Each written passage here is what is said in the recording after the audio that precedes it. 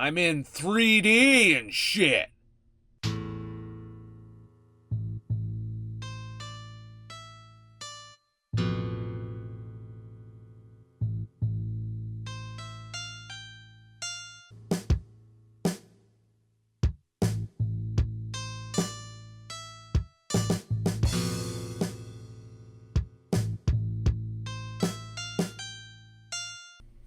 Well, I am here to give you my first impressions I've of the Nikon KeyMission 360 camera. This camera allows you to film a full 4K 360 degree image. Now, before you blow your load about that, I will say that the 4K image is not super sharp, especially around the edges of each one of these lenses. And in this area, you got a little bit of a dead zone. But we'll go over that further on down the line in the video.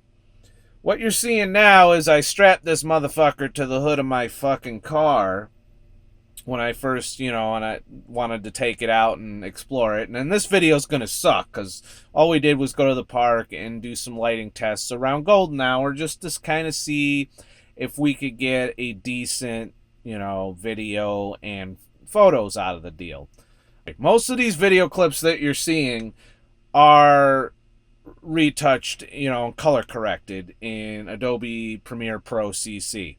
So out of the box, I'm not even showing you the colors, are flat and shitty. And if you want, you can look up other Nikon 360 videos to see, the out of the box. If you'd have no video skills at all in editing, then you'll see basically the color that you get, which isn't pretty. So I jack up the saturation, I turn up the sharpness, I turn up the contrast a bit, and play around with some of the color schemes. You'll notice also during this particular bout of footage that you will see that when, the sun is out and bright, it's going to fuck you up. Now, here at the end, this is the time lapse at night. So that's kind of the low light quality. I did not do anything to that part of the video. Basically, it's just straight up, what the camera saw, the same colors and everything. So that is time lapse right there. And I'm guessing it lowers its shutter speed pretty low for that, just judging on how blurry everything got and how fast everything got. But you can see the big problem I was having was fucking shit tons of goddamn fucking vibration. Throughout this whole experience of mounting this on my hood, this little fucking guy right here, this little thing that you use to mount in the GoPro, pretty much it looks like the GoPro fucking clips. So you can, if you have all the GoPro little sticky things all over the place and on your helmet and shit, this should click to it. I haven't tested that yet. I'm going to buy some GoPro mount clips, the bottom parts at some point. But basically, it was vibrating like a motherfucker throughout the day, throughout all kinds of, various tests that I've done today, both at this park and driving around in my truck. So it sucks for that.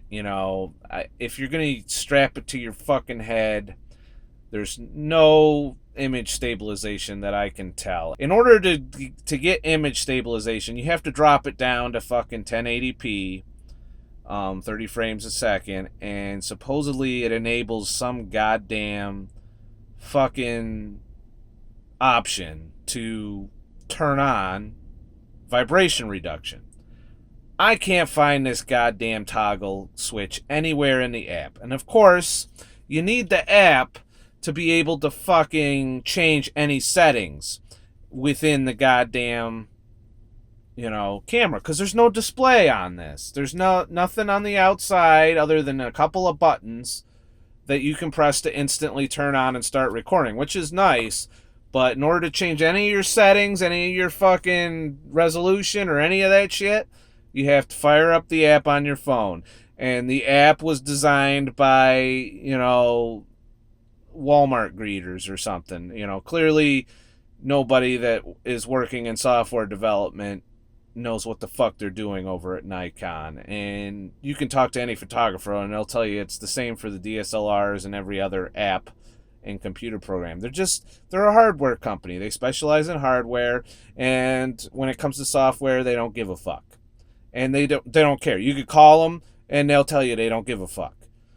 And they're not I think they need to hire some fucking good people over at Nikon to do the software and the apps. Because if you could get a good quality, software to go with your fucking hardware, it would be this. That's the only thing I feel that's really holding this back more than anything else, for what it is. The software, it's atrocious. A lot of people have problems connecting through Wi-Fi, especially if you're an iPhone user, but who gives a fuck about iPhone users? And it did fuck up today on me. My Bluetooth connection got fucked up at some point or whatnot, and it just froze and locked up, and I literally had to pull the battery out of the camera to unfreeze. I was trying to do a night lapse, which is interesting. Becomes one big bright blurry pile of shit, but I think it's made for almost complete darkness. I'll have to test it in complete darkness and see how it goes. Video quality is mediocre. It has very little vibration reduction capability. However, it is an action cam.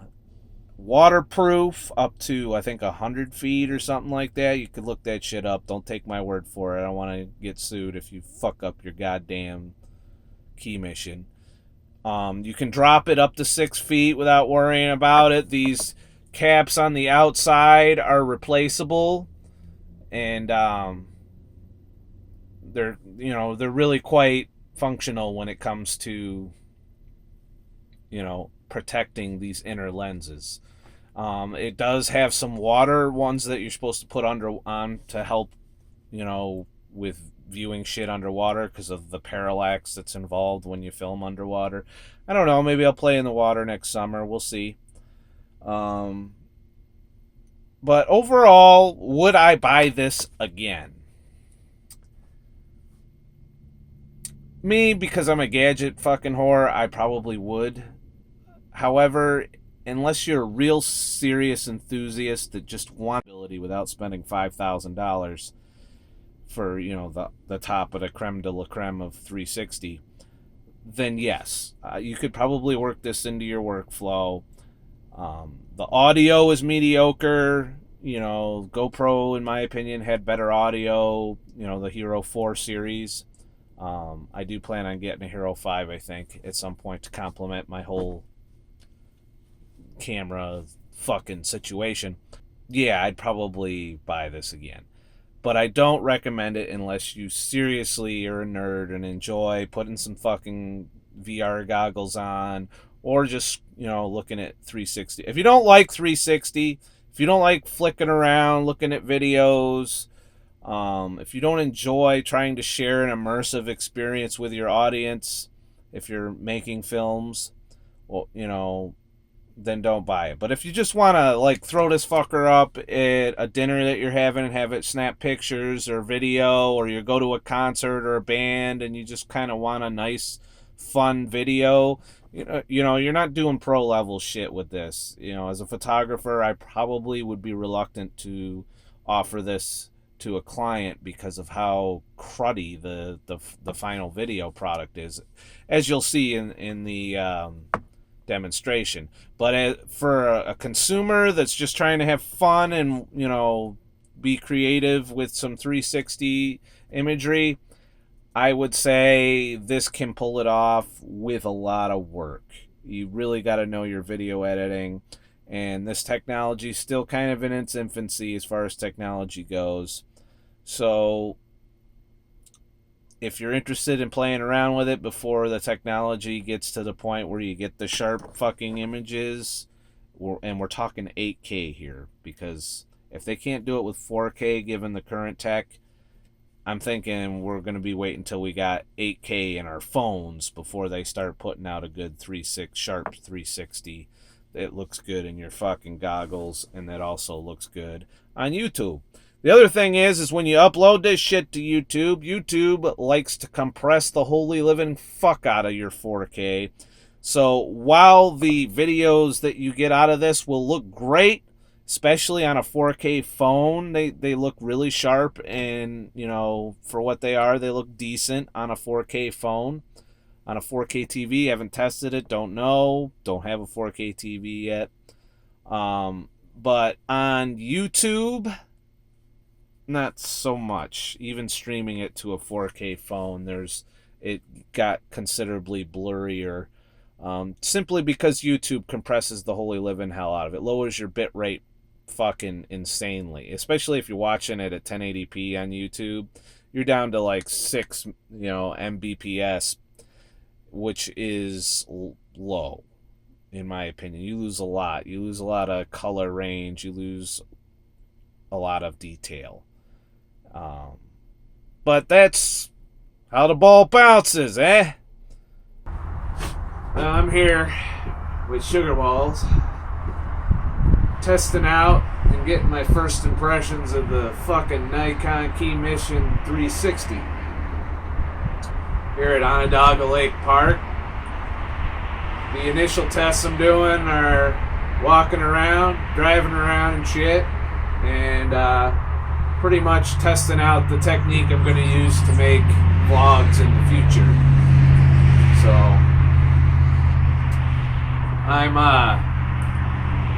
so far my first impressions of this thing, it's a little clunky. It's, difficult to get to use and to figure out,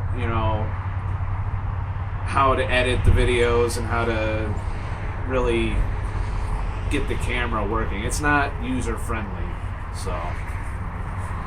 But let's just fucking take it for a spin and see what we can come up with. Well, as you can hear from this lovely 360 video, it sounds like a pile of shit. The audio from this thing is mediocre at best, which is why I'll be integrating the audio from my phone and using it either just for audio or also as a secondary screen that I will put right there.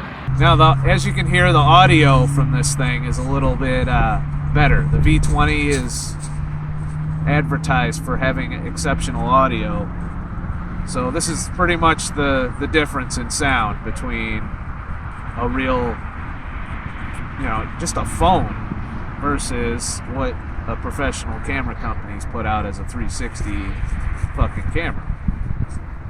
So I'm a little disappointed with the audio, but there's a trade-off. 360, rugged, portable, you could beat the shit out of this camera. It's waterproof, shockproof, and it allows you to have like a VR experience. So overall, there's some trade-offs. Unless you're spending $3,000 on a GoPro rig with 6 GoPros, and a fucking cube together, you're pretty much relegated to this quality of 360 video. So,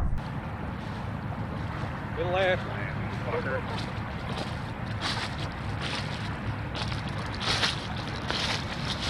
So this scene's gonna test the fucking dynamic range quite a bit of this camera, because I am currently fucking backlit. So if I'm really dark right now,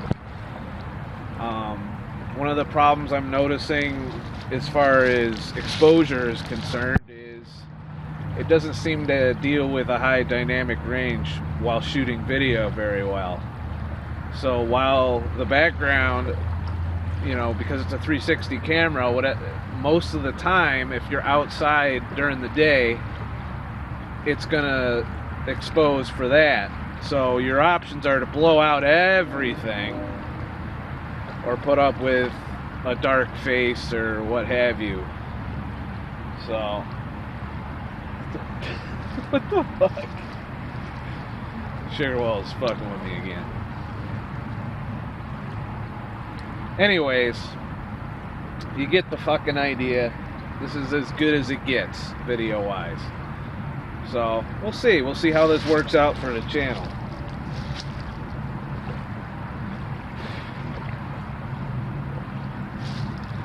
Anyways, this is Onondaga fucking Lake. The most polluted lake ever. Though they supposedly, like, scraped the bottom with an ice scraper, so now you can swim in it or something. But I'm pretty sure if you jump in, you'll get AIDS. Or something. You'll grow a third ball, or... I don't know. I don't know what Sugar Walls is doing behind my back right now, but it probably sucks. The next test we're going to do is the walking test. You know, where I'm going to walk around this fucking thing, and people are going to stare at me, because apparently walking around with a selfie stick is fucking weird and shit. So, I'm mainly using this for audio right now. But, yeah, this is Butterfly Park. I don't know how good this video is going to turn out, to be honest with you.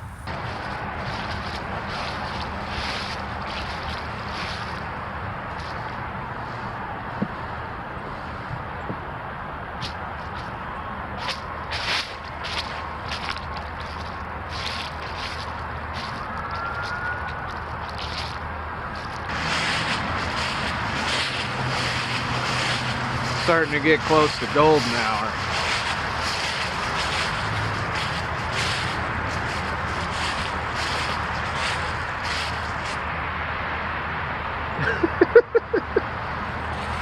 What are you laughing about? You look at creepers. Fuck you. Why fuck me? See, Butterfly Garden tends to attract a fuck ton of photographers, as we saw earlier. It's not really, I don't know, it doesn't seem like the greatest park for that. But this is the holding this shit on a selfie stick, so we're gonna see how stable this fucking video is. I'm trying to hold it as stable as I can. It's supposed to have some kind of digital stabilization, but we'll just have to see how it turns out.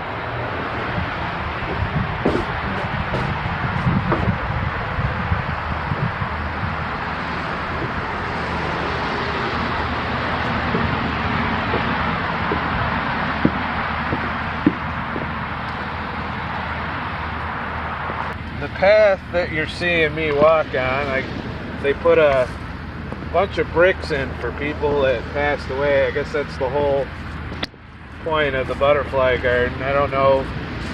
What do you think? What do you know about the history of the Butterfly Garden? I don't really know anything about it except for that I feel like they originally made it so that people had a place to like do special events like marriages and... Yeah, but these are all people that passed away, right? Yeah, I think so. I don't know, maybe the sign will tell us some shit. I mean, just people that they want to be remembered, I guess. You can probably buy a brick or a bench and have it be a memorial.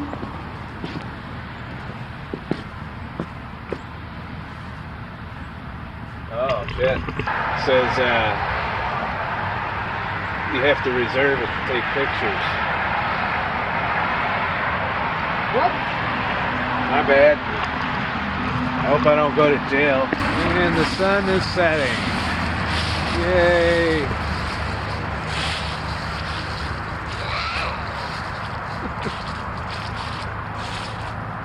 Yeah, do I look like Sub-Zero or Scorpion? No, he looks like somebody that's walking around with a purple coat with a hood over their face. Yeah, isn't that fucking pretty? Kinda. Yeah, it's fucking pretty. It's fucking pretty. Her face is fucking pretty. I know. It's where his fucking beard comes in. It'd be prettier if there weren't a bunch of assholes parked over there.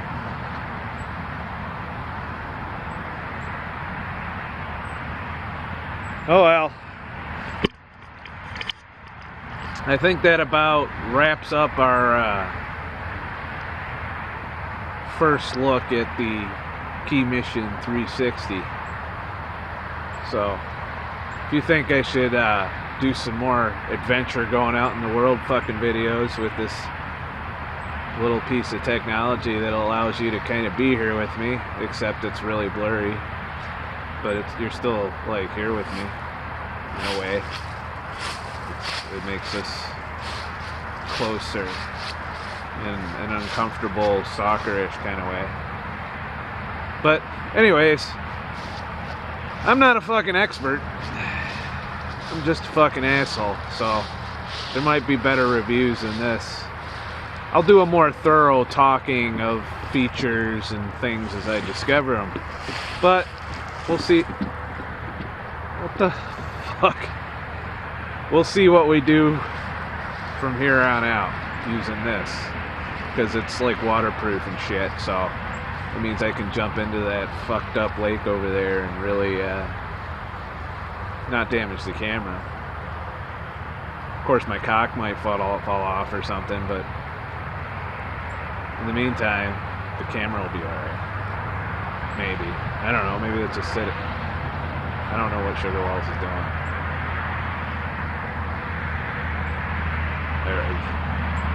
This was probably low.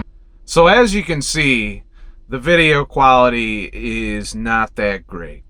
If you look at this little video window that I've injected in, my phone shoots 4K at a slightly lower bit rate, yet the picture quality just seems immaculate compared to the video quality of the fucking KeyMission. So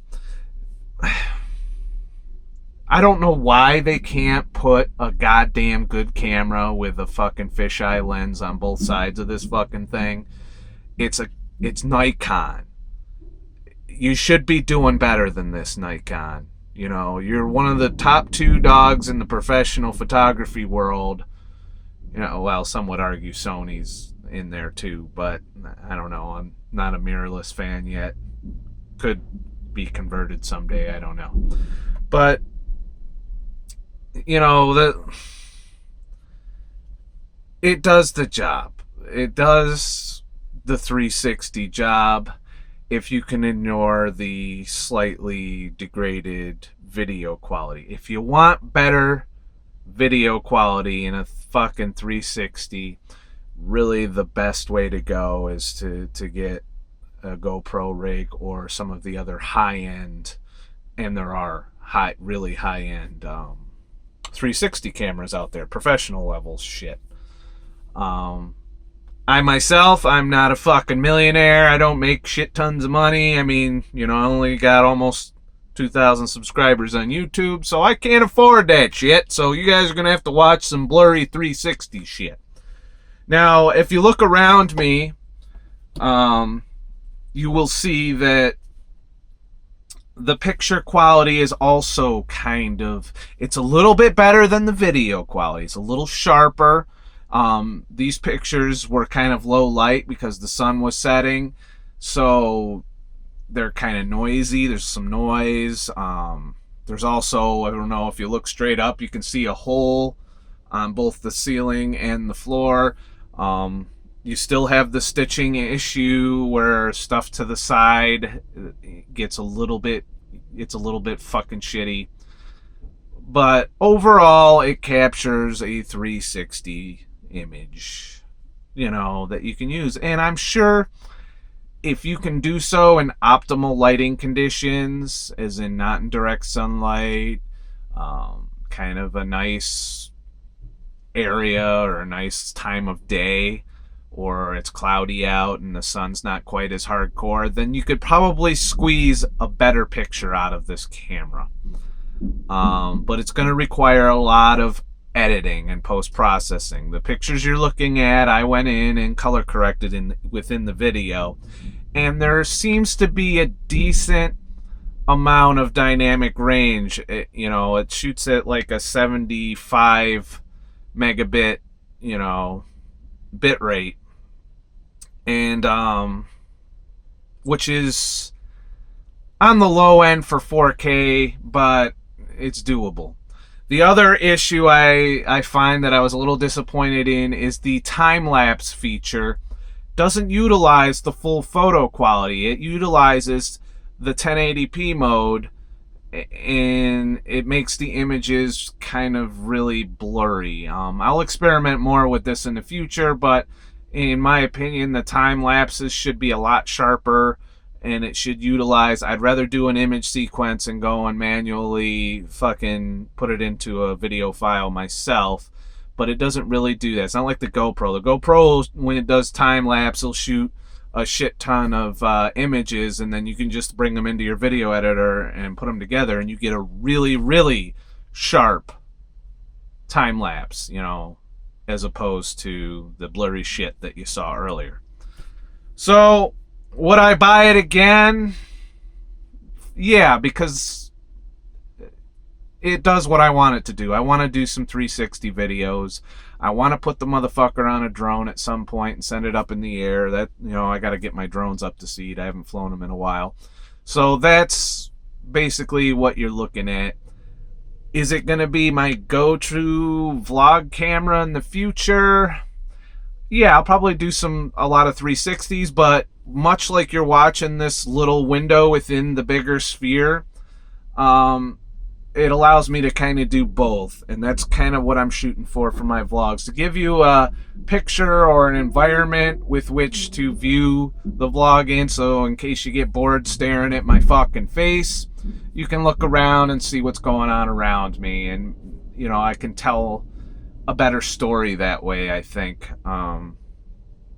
And I'm gonna experiment. I got experience with 3D graphics too, so I might create my own environments, 360 environments that are nice and crisp and clear and happy.